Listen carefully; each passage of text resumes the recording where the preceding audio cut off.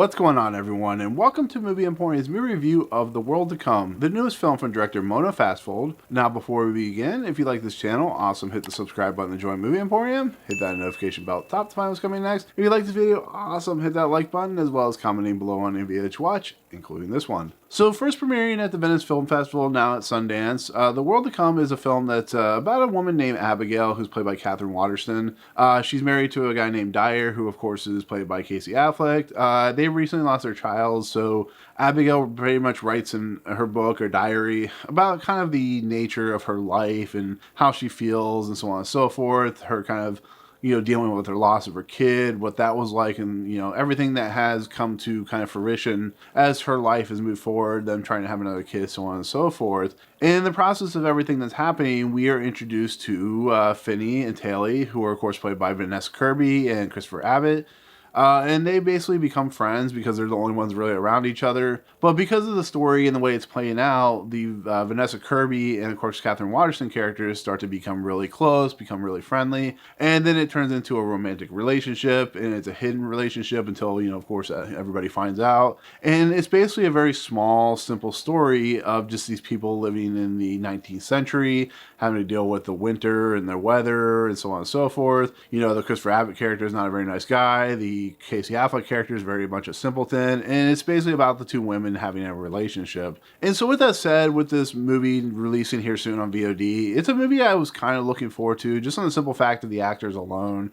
I like Katherine Waterston through all the stuff she's done with like Steve Jobs and stuff like that. I love Vanessa Kirby because she's just kind of coming to her own as a great actress. Casey Affleck has had his problems, but he's still a pretty good actor. He was in, the Robert Ford movie, which I really liked. And then Chris Abbott's having some kind of crazy career right now where he was in stuff like Black Bear, On the Count of Three, which was at Sundance, of course, Possessor, and now this. So he's having like one of those year careers type of situations. And it seemed like an interesting movie. It was in the same vein as like Ammonite and Portrait of a Lady on Fire, two women having to hide their secret love and whatnot. And after watching this movie, after kind of taking it all in, after realizing that this movie had like a 96 on Rotten Tomatoes, I just didn't find this movie that interesting. It's because I think this is the third movie in like the last year that's had this type of dynamic. And I'm not necessarily saying that's bad, but like there's got to be some more original content than setting the same style of movie in the same style era of the 19th century, 18th century, early 19th century, late 19th century, and giving it to protagonists who have to hide who they are and stuff like that. It's just like, at some point it just becomes overwrought and boring. I would like to see more LGBTQ movies and stuff like that, but you're doing the same movie over and over, so what's the point? There's a movie called Two of Us that has come out, and it's a movie that actually explores the idea of hidden relationships, but does it with a older couple in a more modern setting. So it's not saying that having movies set in the same century is bad. It's just you're doing it in this so quick of a fashion that it just kind of makes it kind of stale, I guess you could say.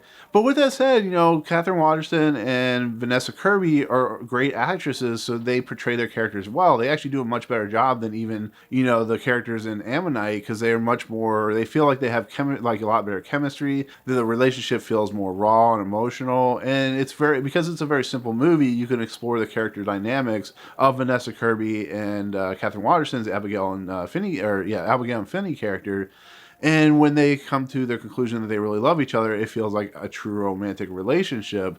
It's just the way this movie plays out a lot of times, it feels so sluggish and so slow that some of the times that the character like arcs and character motivations and character plotting just feels so, it just gets so boring a lot of times. There was points in this movie where I was just like staring at my watch and staring at my phone, kind of hoping that the movie would end eventually, and it ends with an interesting kind of ending, which I won't spoil, but I feel like the two characters were in the middle of a movie that was being shot in the 19th century when there's nothing going on.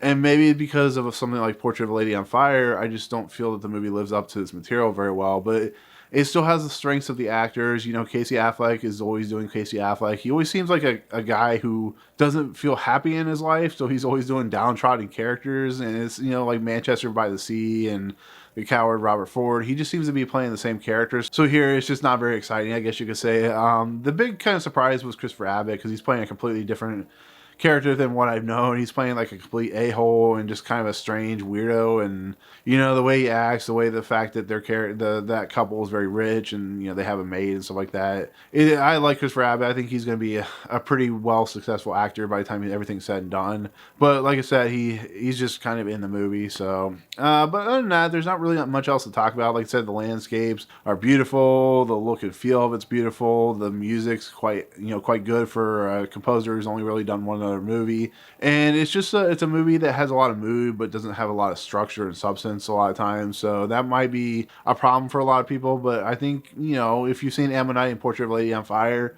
I think you might enjoy this movie. But like I said, I feel it's a little too much in a little too short time span. So, but that's pretty much it. That's gonna be my take on The World to Come. Like I said, it's not terrible, but it's just too many, too many at once, I guess you could say. So, anyways, let me know in the comments below what you thought of Portrait of a Lady on the Fire, and of course Ammonite. Are you looking forward to this movie as well? Like I said, it comes out March 6th, I think. But anyways, let me know in the comments below. But otherwise, if you like what you see on the channel, hit the subscribe button to join Movie Emporium. Hit that notification bell at the top to find what's coming next. If you like this video, awesome. Hit that like button, and of course, we'll see you guys on the next video. Peace out.